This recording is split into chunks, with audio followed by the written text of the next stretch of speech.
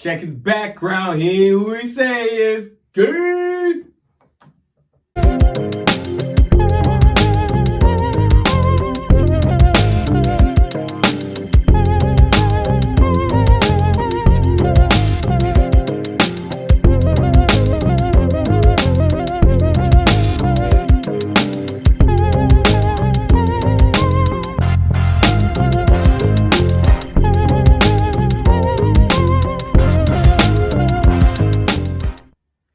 Welcome to another installment of Judgmental AF. I am your host, Kentavious Black, but you can call me the Trap God Bravo. Now, today this is the second episode of our two-part sexuality series where, you know what, I'm going to go through the spectrum of sexuality, similar to the spectrum of autism, because we all know you're just a little bit autistic, you just don't know it yet. So, when we're going through this conversation of sexuality and how we're talking about things, how we're covering the subject, the way I prefer to look at it is you have a spectrum of things. You have one side, which is heterosexuality, and the other side, which is homosexuality. And some people might say that bisexuality is actually in between those two, but I would argue that asexuality is more in between those two, and the spectrum is probably a little bit more of a Venn diagram than anything. So while people have their opinions, and I'm sure there's somebody somewhere that screams up and down that they're 100% homosexual or 100% heterosexual, they're probably not being truthful. But hey, how comfortable you are with your sexuality is on you, and your growth and your beliefs is all on you, buddy. Has nothing to do with me, has nothing to do with no one else. So it's important that you know what you like and who you like. So, the thing we're going to start first with, the basics, heterosexuals. What does it mean to be a heterosexual person? Now, when it comes to my personal definition for heterosexuality, I've heard a lot of people throw around that the attraction to women is what makes a man a heterosexual, and the attraction to men is what makes a woman heterosexual. And if we go by like certain gender politics about things, then it comes to a point where you go, okay, well, if we accept that trans men are men and trans women are women, then that would judge the reason that if you are attracted to trans men or trans women, then you are still heterosexual. I can see the argument for it. And for a little bit, I was accepting of it. But as far as judgmental as fuck goes, sorry, we're not accepting that as a real answer. Accept your truth, and it is okay if you are into trans people. There's nothing wrong with it. And you don't have to accept any label that anyone puts on you. If you feel like you're still straight, by gosh darn it, you are straight. But as far as we're concerned, heterosexuality on this show will be defined as a person who likes someone of the opposite sex. Simple. And the reason why I'm saying it's simple is because sex is a scientific thing, not a gender construct. And you have to understand the difference between the two. Differences between genders and sexes. Sex is science, gender is social. There are multiple societies on this planet that acknowledge and exhibit that there are more than two genders. If you find any scientists that say that there are more than two sexes, within the human beings at least, that person's a weirdo. I don't trust that they're a scientist. You might want to check their background. They're not who they say they are. Now, the next one is we'll go to the other end of the spectrum, which is homosexuality. So homosexuality is people that like the same sex. So, obviously, you have your gays and your lesbians. Personally, I think it's a little offensive that lesbians get to be called lesbians, but gay men have to be called gays. Only because gay women can also be called the gays, but gay men don't have anything special. What's up with that? But not my fight, not my problem to deal with. So, since those are the two simplest ones to go on, we'll go to the next one, which everyone thinks is the intersection between the two, which is bisexuality. Now, I don't actually consider this an intersection between homosexuality and heterosexuality, just because I believe that bisexuality is its own thing. Is simply put, it's a person that likes both sexes. Simple, straight to the point. I like men, I like women. I mean, personally, I think that a person that deals with trans people could consider themselves bisexual. Hey, it depends on whatever you want to define what as. And as Bill Clinton once says, it depends on your definition of is. What you think is determines what you think this is. Confusing, right? Exactly. That's the way it's supposed to be. So, like I said, bisexuals are very simple. They are a person who likes men and women. Bisexual men deserve the same rights and privileges as bisexual women, and just because a person is bisexual doesn't mean that they're going to go cheat. I mean, they might, but it's not because they're bisexual. Because they're shit. So, the next we go to is when we start venturing beyond the beaten path of what most people know in terms of sexuality. That's when we start getting into terms and definitions that you've heard somewhere before, but you don't really know. Terms like sapiosexual, which is basically saying they are a person who is attracted to intelligence. It doesn't really matter if you're a man. It doesn't really matter if you're a woman. This person has to be intellectually stimulated by you for them to be attracted to you. And I feel like this one is a little overused. I think a lot of people use the term just because they think it sounds cool. But then again, far be it from yours truly to judge you on your life choices. I don't care if the person that you're dating right now is dumb as a box of rocks while you claim to be a sapiosexual. At the end of the day, I'm not fucking them. So it doesn't matter. So, then we have the pansexuals, or what I personally prefer to call as queers. And while, fun fact, the word queer can be used as a verb, which means to ruin things. That's fucked up. That queer means to ruin things. And literally, if you look it up, the sentence just says that somebody walked into a situation and queered it up. That's fucking hilarious. It's not right because it's also a slur and not a cool one. But in terms of self-identification, in terms of your sexuality, I personally lump queer along with pansexual, which means that you're into anything. And I think that originally I was going to make queer its own separate thing, and you'll see why in a second. You see, pansexuality means that you're into everybody. You're into men, you're into women, you're into trans men, you're into trans women, you're into non-binary, you're into people who like to think that they're part animals. You're into any and everybody, not necessarily everybody, but your attraction to people is based on the people themselves and maybe their physical appearance, but not so much limited to the constructs of society's opinions. And I've always looked at queer as people who like things that didn't necessarily fit what you would expect them to. Simple as that. Very straightforward. Can be confused with homosexuals, but I always saw queer as people that like people of the same sex or trans people.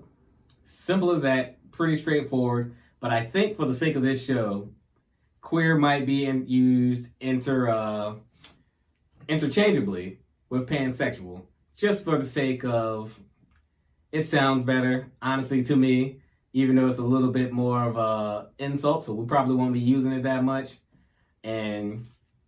But I like to, keep the doorway open when we're having these conversations because, like I said, this is the fetish series of the portion. So when it comes, queers and pansexuals and these types of sexualities, they're going to come up when we have these conversations about different things that people like.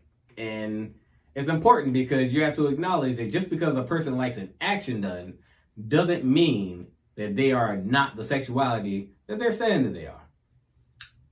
we're not going to dive into it much further right now, but you can keep that in mind for later. And then on the next side of the spectrum is another part of the spectrum. We have demisexuals. Those are people that their sexuality and their attractions to people is based on emotions. So for demisexuals, it's a little bit harder for them to actually meet people that they're attracted to, mostly because if they don't have an emotional connection to you, they're not going to feel a sexual attraction to you. So for the demisexual, there's not much you can really say. They're really, I would assume that you could best call them emotional lovers, if they're going to have sex with you, they actually like you and they actually have an emotional connection to you of some kind, as tenuous as it may be. But we all got love for you here at Judgmental AF. And then the next one we have, which, like I said, is the center for me, which is asexual. I don't like anybody. I don't care if you're a man. I don't care if you're a woman. I don't care if you're trans. I don't care if you're non-binary. I don't care. As much as I want a person around for like the companionship and to be in a relationship with, I am not sexually attracted to people. And they typically don't really have that much fun having sex. So they do it just to please their partner. So let's rewind for a little bit, just in case you missed it. Asexual people do have sex. Asexual people also have relationships. They typically just don't have that much fun having sex. And it's not a big deal to them. Sex they can have sex or they can not have sex. I'd imagine that an asexual person would probably be closest linked to like a demisexual. If you really want to go back to the spectrum, I think that demisexuals and sapiosexuals might be the closest to the center of an asexual person, just because, they're on that teeter-totter of, at the end of the day, I could easily not fuck you. Doesn't bother me none. It's not going to hurt my feelings. Not going to make me any sadder. Not going to make me less gratified. And then you have a weird one that came up, which is gray asexual, which are people, and yet again, this is going to come up probably a little bit more in our talks in terms of fetishes, but it's the people that are asexual, but with the caveat, they are sexually aroused by specific circumstances. Now, what those circumstances might be is anyone's guess. They might be sexually aroused by the smell of hair. They might be sexually aroused by being spanked and being involved in BDSM. They might be sexually aroused when only put in role-playing situations. Different for each person, different for whoever you are. And at the end of the day, aren't we all just a little gray asexual? No, not really. But especially not guys. Sorry. Like, dicks respond on their own sometimes, and man, that shit ain't no gray area. And the last grouping that we'll have is the autosexual, which are those who are aroused by themselves. You could probably see them as a narcissist, but at the end of the day, anything that arouses them comes from within themselves. And they get turned on by looking at themselves. Sometimes looking at themselves in the mirror, just watching themselves, just looking at themselves. They probably play with themselves a little bit more than others. And I don't mean from the sense of like a sex addict who just masturbates a lot. I mean from the sense of they would much rather be touching themselves than touching you, because you can't possibly look as good as they do. And all these people can be in long, healthy relationships with people of all different types. And as I've said, throughout the course of this video and throughout the course of this conversation, we've kind of tried to steer clear of the whole gender identity thing and the whole gender talk. And the reason why is because, and I can't stress this enough, your gender has nothing to do with your sexuality. Simple as that. Your gender has nothing to do with your sexuality.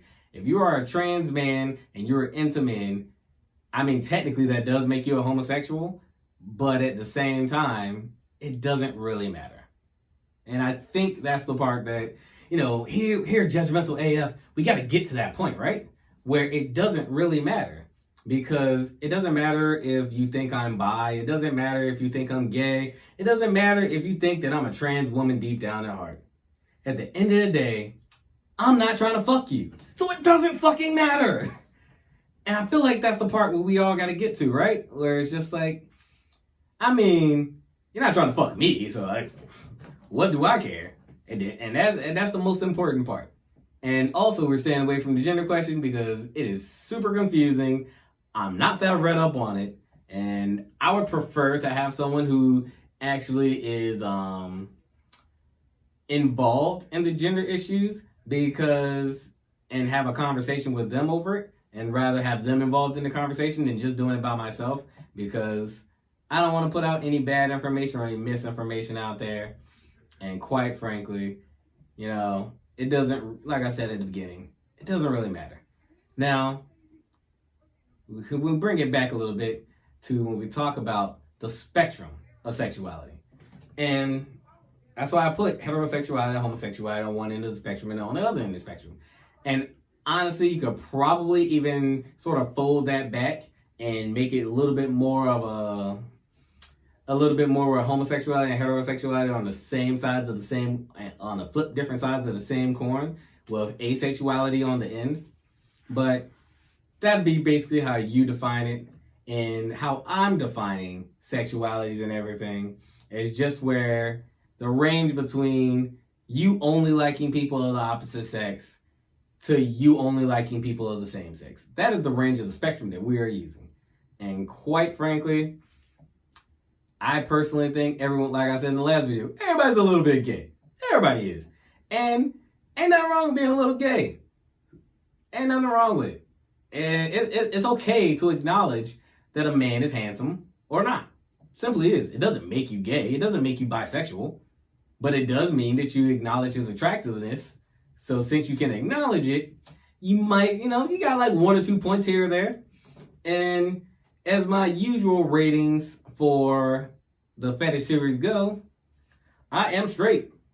Simple. Straight to the point. I'm straight. I know probably a lot of y'all think that I'm bi because I keep going so hard for bi men, but I'm not. I don't like men. I don't like anything near my butt. I don't like it. It doesn't feel good. Not to me, at least.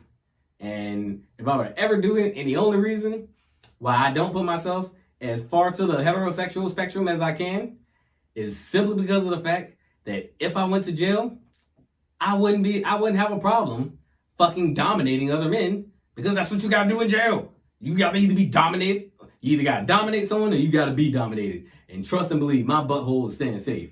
I am a top through and through. I don't care. Women, even if you think that you're gonna peg me because I love you so much, sorry, not happening. My butt's off limits. Not interested. Maybe if we were in a threesome, you can fucking put on a strap on and we can fucking tag team another girl. But outside of that, sorry, not interested in another penis in or around me. That's just what it is. And we're okay with that.